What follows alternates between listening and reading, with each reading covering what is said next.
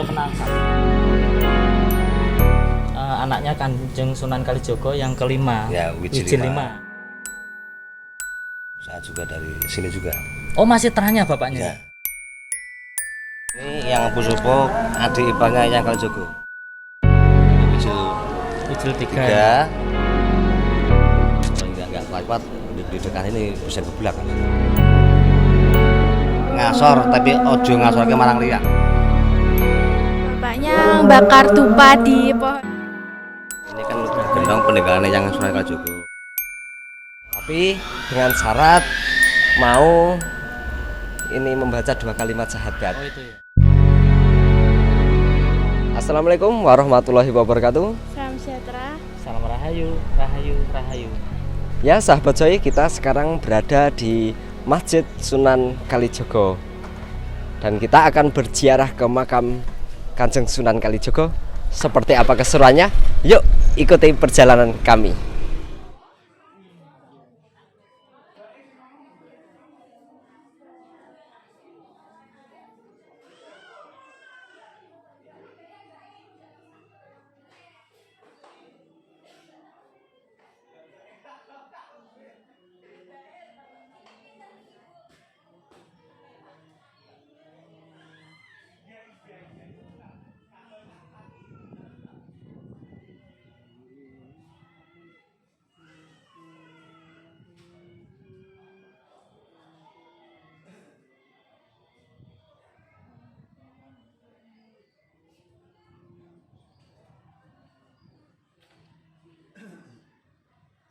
Kalau Pak Sinten, Pak? Bapak Narto. Kalau Pak Karto. Nah, ini kan Pak, selo Panggani dulu duduk di sini gitu. Semedinya, meditasinya, Ya. wiritannya di sini. Ya. Oh, yang ada? Iya. Semoga.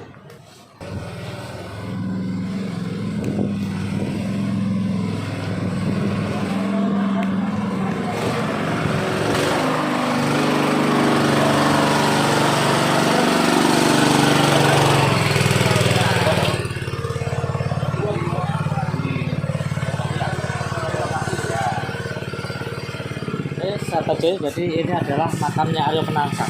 Nah, tahun 1991 dibuka bupatinya sini ya.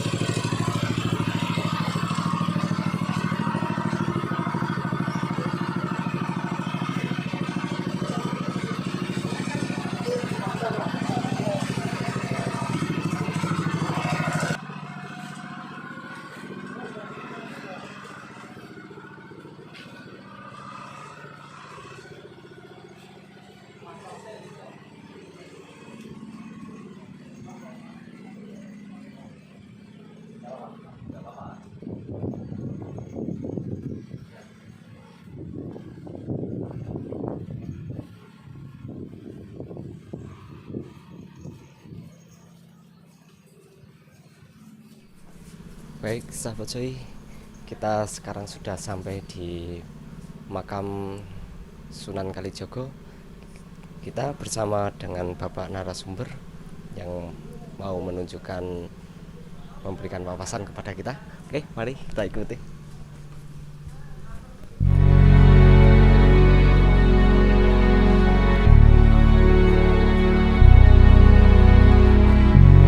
Ini sebenarnya makamnya siapa, Pak?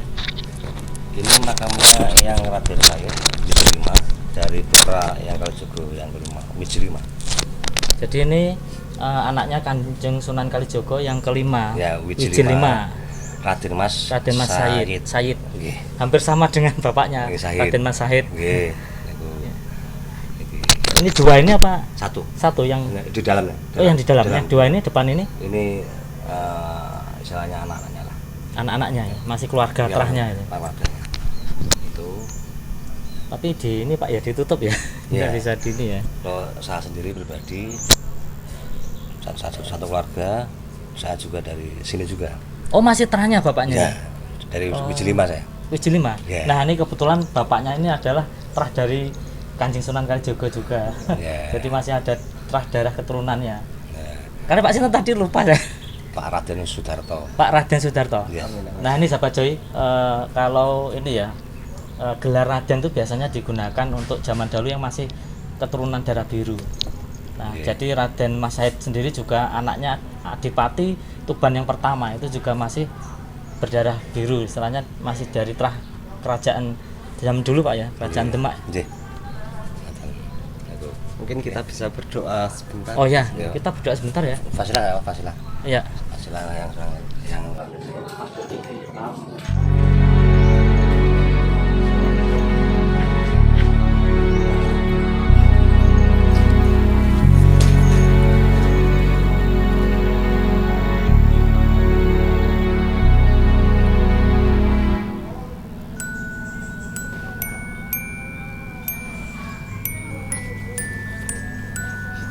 satu sampai lima.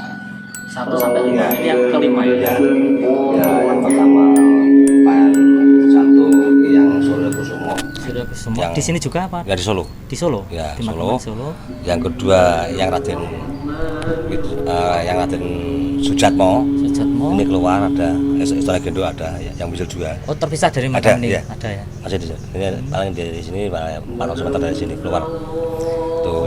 Yang ketiga yang Raden Mas Soekarjo. Karjo di sini juga. Ya, di sini. Terus yang keempat Raden Mas Sujalmo di sini juga. Di sini ada. juga. Itu. Yang Yang kelima ini. Ya. Oh iya. Tuh. Bapak yang dari terahnya yang Ya, kelima. yang lima. Ya, puji Tuhan alhamdulillah kita langsung ketemu. Sahabat Joy, kita sangat beruntung ya saat ini bertemu langsung dengan bapaknya ini yang masih keturunan kelima dari Raden Mas Said. Jelima. Yang kalau Miji 5 nanti kita diajak lagi sampai ketemu ini makamnya Sunan langsung. Oke, nonton Pak. Nggih. Yuk, sahabat Joy.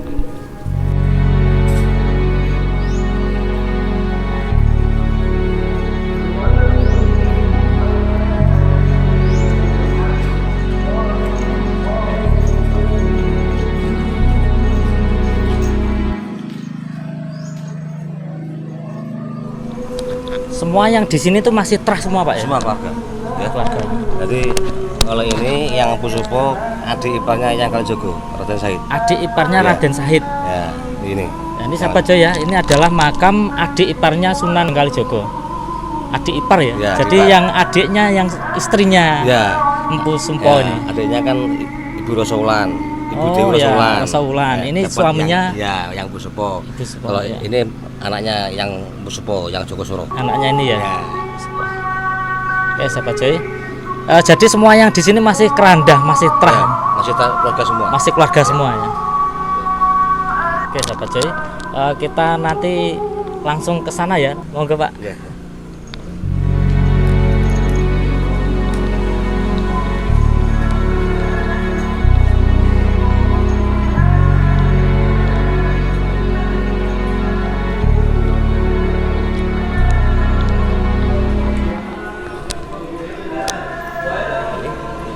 Yang kecil ketiga Raden Mas Soekarjo ini. Ini adiknya tadi. Ya, dari Jelima kan. Ya, Jelima itu. Kakak dia, yang ketiga. Kakaknya. Ya. Ini kakaknya. Ya. Ini istrinya ini. Ya, istri. Jadi ini garwonya yang Soekarjo. Ini yang Soekarjo, yang ketiga Wijil Wijil 3. 3. Ya. Ini Wijil 4. Yang ini Wijil 4. Ya, ini yang Raden Sujalmo. Ini yang keempat. Wijil keempat. Ini bisa diambil kameramennya. Nah, Raden Mas Sujalmo. Nah, ini juga anak-anaknya Sunan Kalijogo. Kalau makam Sunan sendiri yang di dalam itu. Dalam itu. Oh ya.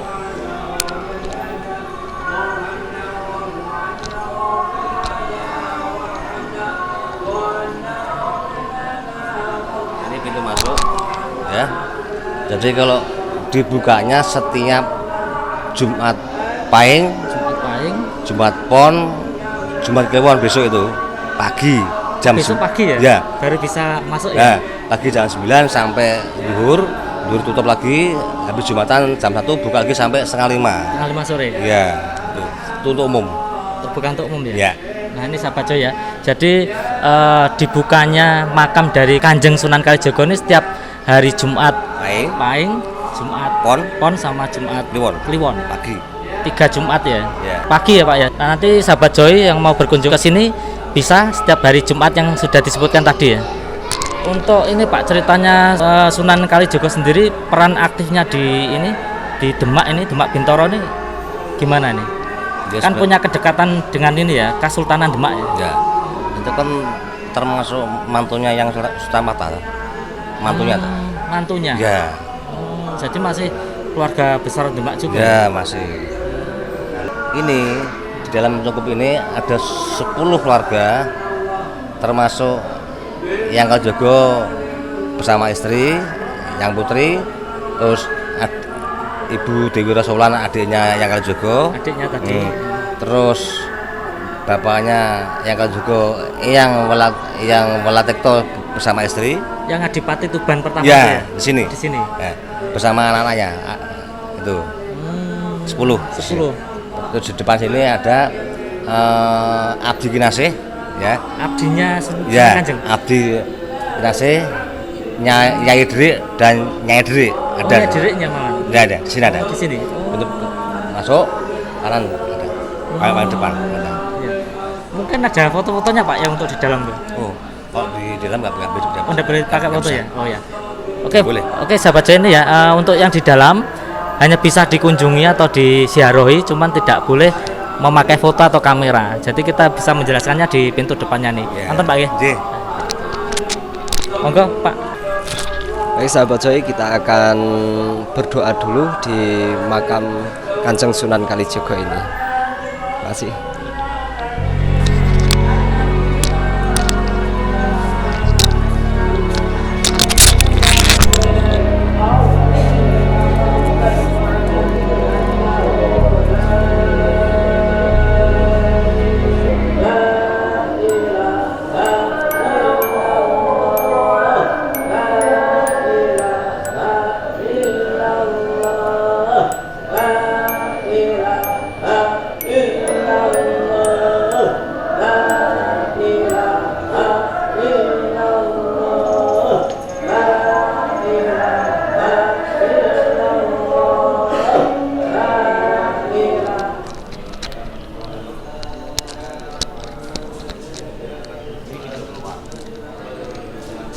Ini pintu keluarnya. Jadi ketika masuknya dari sana, lalu keluarnya dari sini Pak ya. Oh, ya. Ini pintu keluarnya ya sahabat Joy. Pintu keluarnya ini.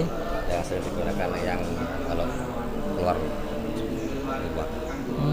Biasanya kalau istilahnya kalau malam banyak orang yang berdoa dan sebagainya Pak, dan ritual dan sebagainya. Kalau yang nggak kuat di dekat ini bisa geblak Mas. Oh, jadi kalau ini Orang Pak. sangat tinggi. Jadi kalau orang yang di sini tuh memiliki ini ya masalah Yeah. atau orang yang tidak baik gitu ya, di situ sudah langsung jatuh gitu ya. Ya. Nah ini Nggak dari sini juga. dari sana pun juga. Depan Gapuro yang Pusupo itu udah netral Mas. Oh dari situ udah Iya. udah hilang langsung ya. Ibarat kayak mall itu sensor. Ya. Oh jadi kayak ini ya penetralisir. Iya. Gitu. Nah, ini sahabat Joy, jadi kalau mau masuk ke area makam di ini ya di gapuranya itu gapura apa Pak namanya? Gapuro Gendok nih. Gapura Gendok. Genduk. Iya. Nah, di Gapura Genduk itu nanti sudah otomatis ternetralisir energi negatifnya. Nah, dan konon ceritanya kalau datang tuh kalau tidak kuat di sini bisa ini Pak ya, bisa jatuh ya. Oh iya. Misalnya enggak kuat maksudnya. Ya, bisa geblak. Geblak itu ya. Itu penyebabnya geblak itu gimana Pak? Apa mungkin Biasanya karena kan auranya terlalu besar Mas. oh gitu, aura. aura dari makamnya sendiri ya. Banyak kan orang-orang yang contohnya ya Nyun Sewu kayak pengen jadi paranormal dan sebagainya kan banyak. Ya. Biasanya malam Selasa, malam Rabu, malam Kamis banyak kan di sini. Banyak. Tapi kebanyakan di sini, enggak di sini. Oh, di sini ya Pak. Oke, sahabat Joy dapat tambahan informasi ya. Nah, nanti bisa bisa di istilah dimasukkan dalam tayangan ini keunikan-keunikan yang ada di makam Kanjeng Sunan Kalijaga.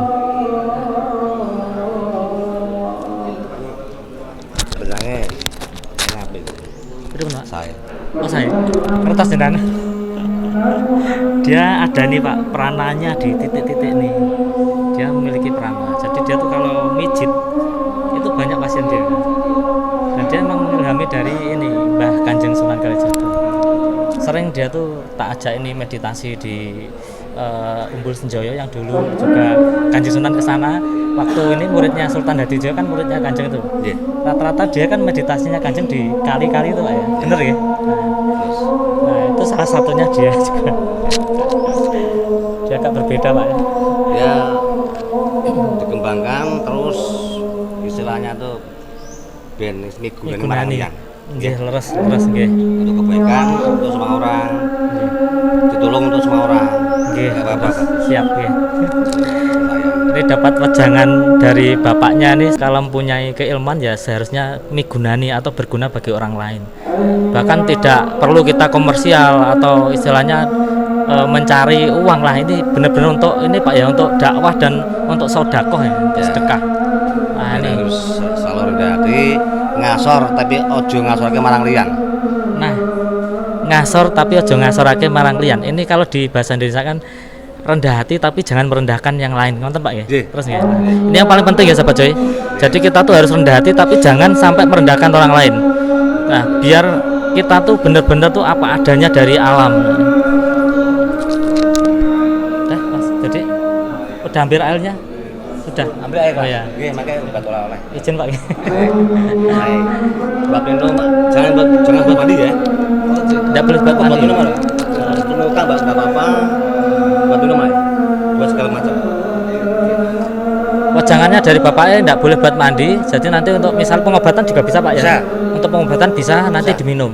Jadi nanti teman-teman di Padepokan juga dikasih tahu manfaatnya. Cukup wasilah yang Sunan Kalijaga. Fatihah. Nah, Ya. oke sahabat Joy, kita lanjutkan. Tapi di luar ya, ada sumur Jawa Tunda, ada sumur Panguripan. Ini ada. juga petilasannya Mbah Kanjeng Sunan. Iya. Ini keluar Tapi di luar area makam. Ya. Itu jadi cerita sendiri nanti. Ya. Bahkan di daerah lain itu juga ada petilasannya Mbah Kanjeng, ternyata banyak. Ya. Siarnya memang dari satu daerah ke daerah lain.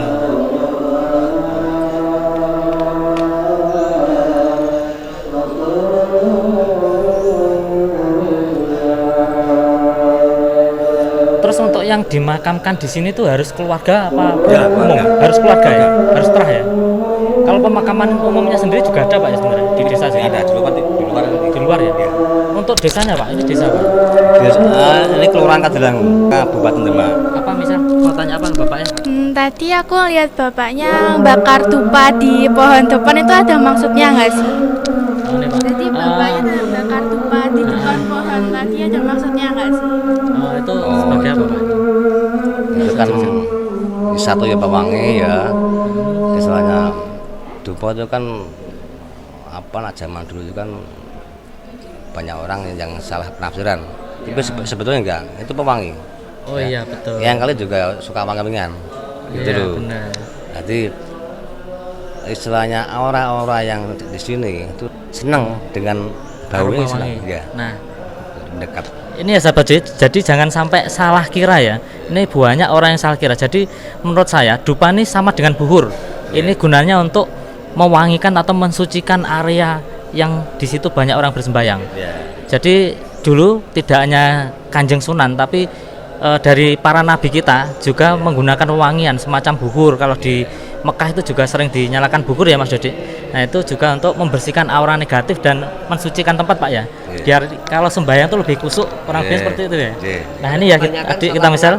Nah betul, ini pengetahuan supaya adik kita misal ini juga paham. Oh ternyata ini diperlukan. Nah, seperti halnya kalau kita memakai wewangian yang non alkohol itu kan Nabi juga seneng. Nah semacam itu.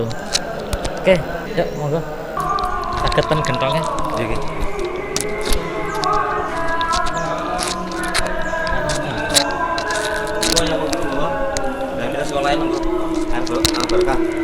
Saged dijelaskan Nah, Pak. ini kan gendong peninggalannya yang Sunan Kalijaga.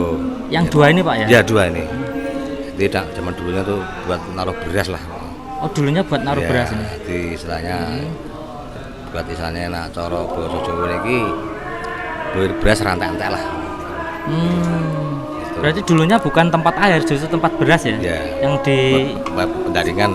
sekarang digunakan untuk tempat air yang membawa berkah ini. Ya, berkah. Nah, ini ya sahabat Joy. Jadi air yang digentong ini, yang dulunya untuk penyimpanan beras ini, diyakini memiliki karomah dan berkahnya. Jadi siapa saja nanti yang minum ini bisa merasakan keberkahannya itu. Bisa minum, bisa. Sakit nggih? Bisa. Sahabat Joy yang mau ini mencoba.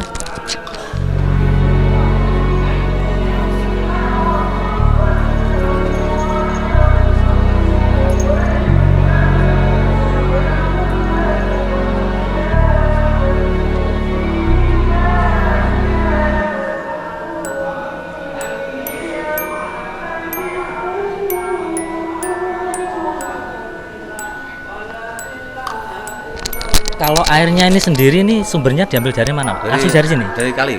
Dari kali? Iya. Oh. Di Limbo Mas. Limbo taruh penampungan, nanti saring, baru taruh sini. Enggak pakai mesin apa untuk nyedot airnya itu? Enggak, dia nggak mau sumur, nggak mau, pam nggak mau.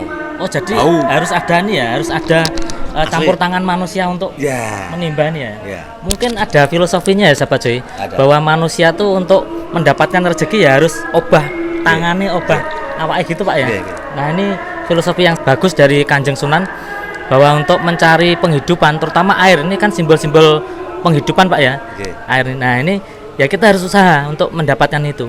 Kalau sudah ada mesin atau diesel tuh itu bukan usaha manusia lagi. Kanjeng Sunan ini mengajarkan ini untuk umat manusia ini supaya bekerja keras untuk mendapatkan rezeki. Mungkin seperti itu Pak ya, Ya. filosofinya. Ya. Untuk ini Pak mungkin bisa diceritakan untuk yayasan yang mengelola nih makamnya Kanjeng ini. Ini kan dikelola oleh Yayasan Sunan Kalijaga yang diketuai oleh Mas Adi Nugroho, ya, Purwadi Adi Nugroho. Terus wakilnya Pak Mike Santana itu, terus yang Pak Pembina Yayasan Kalijaga Pak Agus Supriyanto sekarang. Itu semua masih keluarga dari Masih, Sunan? masih. Dari pengelola ketuanya itu sampai Masih keluarga dari Duriyahnya yang kali. Oh gitu. Jadi Ya. masih istilahnya ini dikelola keluarga itu Keluarga. ya. Gitu. Ini sahabat Joy ya. Jadi untuk yayasan yang mengelola ini juga dari keluarga dalamnya Kanjeng Sunan Kalijogo. Dan ini benar-benar kita merasakan auranya berbeda ketika ketemu sama ini ya, yang ada di sini tuh masih kayak ini ada auranya Kanjeng Sunan juga. Jadi berbeda. Saya bisa merasakan nih kayak ini ya, Sunan Kanjeng tuh santun banget, santun, ramah. Bahkan konon ceritanya untuk siar agamanya juga lewat budaya, Pak. Ya. Bener Pak ya? Ya. Lewat budaya, jadi sangat ini merangkul masyarakat zaman dulu. Mungkin dengan pewayangan Mas Dodi ya? Benar Mas Dodi ya? Ceritanya seperti itu Kang Dominik. Bisa jelaskan Mas Dodi? Menurut cerita yang saya dapat atau saya baca artikel atau itu, Kanjeng Sunan Kalijogo itu sering syiar agamanya itu menggunakan pewayangan, dan tuh sering yang digunakan itu adalah lakonnya itu Jamus Kalimat Sodo kalau nggak salah, yaitu 2 kalimat syahadat. Jadi untuk mengrekrut ini apa ya, umat ya, yang dulunya belum memeluk agama Islam, akhirnya Kanjeng Sunan Kalijogo membuat pewayangan ini terus dengan lakon Jamus Kalimat Sodo. Itu pewayangan zaman dulu tuh juga ini kan di istilahnya tuh dikasih ke masyarakat secara gratis apa itu? Menurut ceritanya secara gratis Kang, dengan secara gratis dan tidak dipungut biaya, tapi dengan syarat mau ini membaca 2 kalimat syahadat. Oh itu ya. Dan disitulah otomatis maunya masyarakat ini belum memeluk agama Islam, Jadi akhirnya memeluk agama Islam. Sahabat Joy, ini informasi dari Kang Dodi, yang kebetulan Kang Dodi ini juga Muslim ya Kang ya. Kang Dodi ini juga Muslim dan dia juga salah satu pengilham dari keilmuan dari Sunan Kanten Mas. Di sana sebenarnya juga ini Pak, juga ikut kayak semacam padepokan yang juga mengilhami dari Kanjeng Sunan Kalijaga. Gitu kan Dik ya. Nggih. Mas saya. Oke sahabat Joy, saya kira cerita-cerita yang kita dapat di makam Kanjeng Sunan Kalijaga cukup sekian. Kita tutup dulu ya Kang Dedik. Assalamualaikum warahmatullahi wabarakatuh. Waalaikumsalam. Salam sejahtera, salam rahayu, rahayu, rahayu.